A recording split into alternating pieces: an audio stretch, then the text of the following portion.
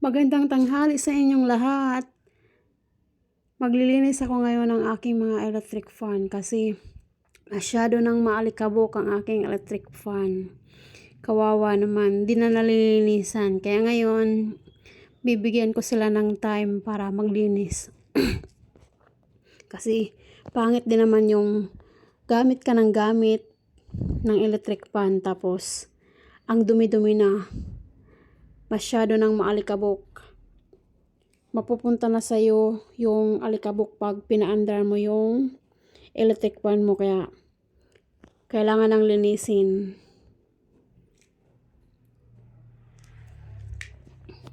Matagal na nga pala tong aking mga electric fan.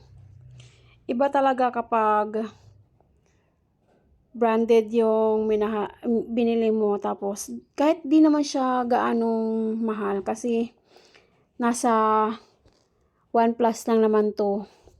Yun nga lang, matibay. Mas mabuti na yung bumili ka ng ganito kaysa sa mumurahin tapos mabilis naman masira. Palit ka ng palit.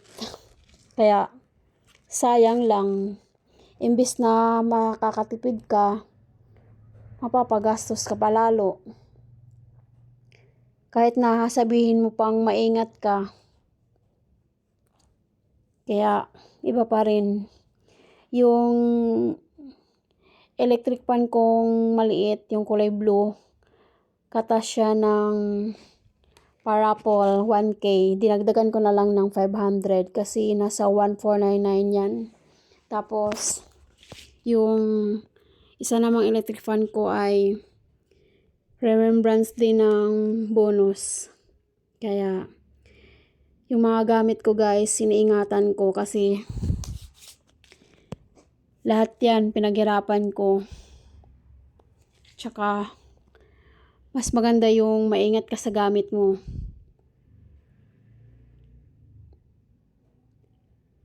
Tsaka iba talaga kapag pinaghirapan mo yung pinambili kasi maingat ka sa gamit.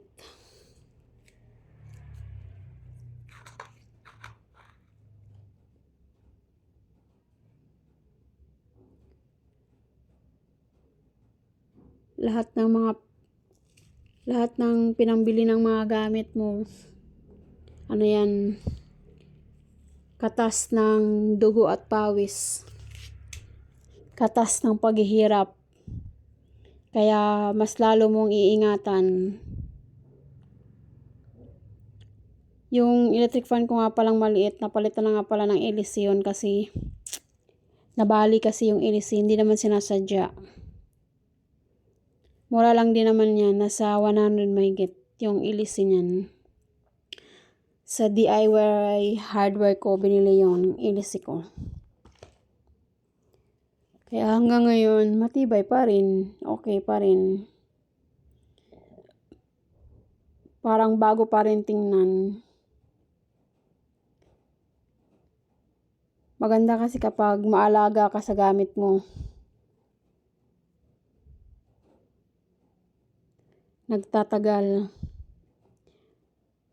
Parang ikaw lang. Kaya kung malinis ka sa katawan mo, dapat malinis ka rin sa mga gamit mo. At kung gaano ka kaingat sa katawan mo, ganun ka din dapat sa mga gamit mo. Ganun din sa bahay.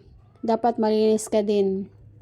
Hindi yung katawan mo lang ang nilinis mo tapos pagdating sa bahay, ang dumi-dumi ng bahay. Pangit naman tingnan yun. Kaya ano lang, tamang ano lang, para pag may bisita ka, hindi ka mahihiya. Kasi hindi makalat yung bahay mo. Kahit na sabihin mo hindi mo naman bahay yan, kailangan mo pa rin linisin. Kailangan mo pa rin isipin na sarili mo. Sariling bahay mo yan.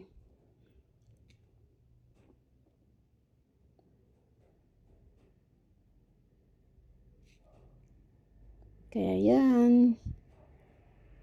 Masayang masaya itong mga gamit ko kasi nalinis ko sila.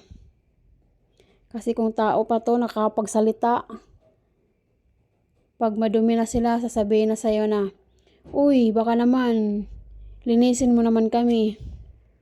Kasi ang dumi-dumi na namin. Gamit ka ng gamit tapos madumi na. 'Di ba? Kaya lahat ng bagay, isipin mo may pakiramdam yan. Kailangan nating ingatan, alagaan, at linisin. Ganun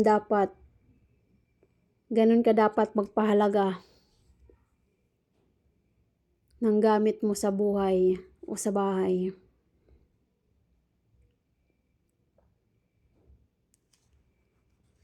Kasi kapag maingat ka sa mga gamit mo, nagtatagal ng panghabang buhay. Charot lang.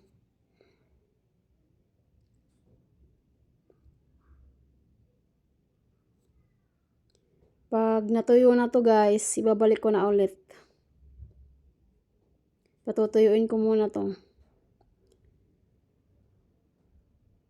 Okay, hanggang dito na lang. See you. Maraming